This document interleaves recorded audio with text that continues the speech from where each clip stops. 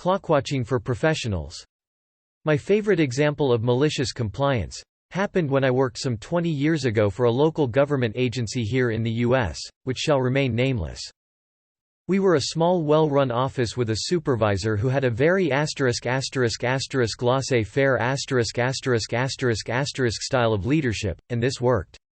Do your job, if you have an idea, develop a program and we'll try it. If it doesn't work, no harm done, take what we can learn from it and use that on another program. Many programs developed spontaneously, and there was a very collegial relationship within the department between everyone from the department head down to the administrative staff and with other departments across the organization as well. That department head retired and was replaced by a retired Army colonel who was somewhat dictatorial in his style. Suddenly, multiple degreed professionals who were used to a significant amount of autonomy, and who consistently worked well beyond the hours for which they were paid, were being told that they could not extend their lunch hour by 15 minutes once a week to participate in the local Rotary Club meetings, despite that we were expected to be involved in local civic groups as a part of our job, and that they had to take a 15-minute break at the assigned time each day. As might be imagined, these administrative changes did not go over well.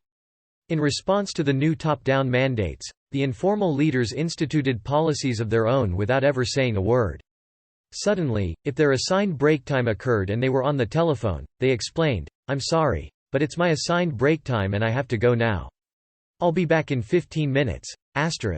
Meetings that were ongoing at 4:59 p.m. were abruptly adjourned with the note that those from the office were mandated to complete their activities by 5 o'clock daily, and it would be necessary to schedule another meeting to complete whatever business was on the table.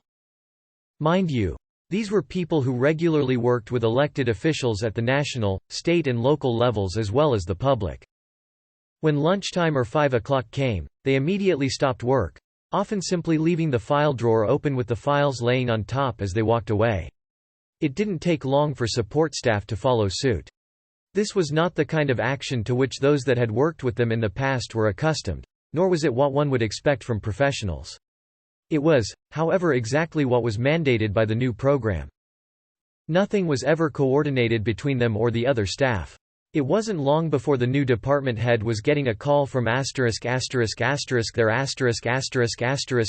supervisor, who also happened to be a retired colonel, suggesting that they get a handle on the situation and fix it immediately. Of course, there was no disciplinary action because there were no rules violations. Indeed, there was hyper-compliance with the rules established.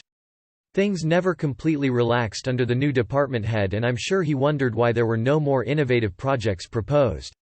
He had effectively put out the spark that was at the heart of the group, though, and within a year or so there was about a 60% turnover. Edit to respond to comments.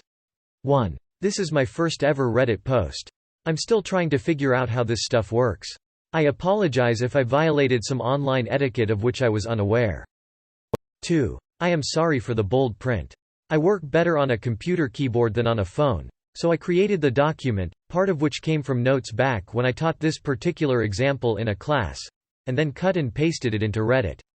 I'll try to be aware of that next time. I honestly never thought of it as an issue.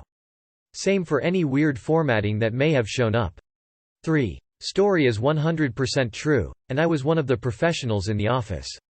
Hasn't been posted here before, but as stated above, I used it as a case study when teaching several classes. It may have shown up from there if a former student posted it. 4. I wasn't overly engaged with the comments because, a. I didn't expect so many. b. I had to work, and c. had to help check my mother-in-law into a long-term care facility, and that took the focus of my attention for a couple of days. Besides, the comments seemed to be taking care of themselves.